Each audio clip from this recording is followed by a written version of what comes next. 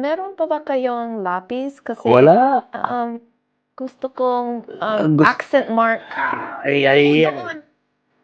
Ballpen. Uh, Okay. Ay, nako, nandito Send na naman tayo sa north. Codigo. Ano? Codigo, cheating again. Hindi eh. Korektahin. No, yung accent mark. Just the mark. Okay. Fumi, hinga. Humihinga. Still breathing. I write the accent marks. There's different accent marks in Tagalog. Kagaya ng wala. It's not wala. What? It's wala. Ang galing. Because you put the glottal Eh, kung stop. walang stop, wala. Daddy likes that. Kung hindi mo nilagyan, ano mangyayari? Wala. You have accent. They're gonna say, oh, ang lakas ng accent mo. Wala. Wala. It's not wala. It's wala. Okay, good example. Yeah, that's Kaya a good one. importante yung markong na dyan, ano?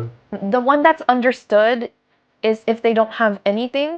Hindi na nila No, mamarkahan. then you know that the accent is gonna be Somewhere. the second to last syllable of the word.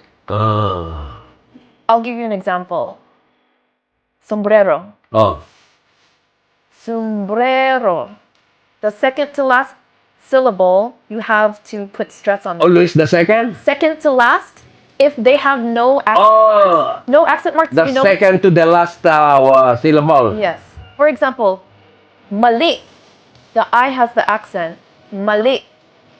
Uh-huh. It's not mali. Okay. Ang laki ng diferensya. Yeah.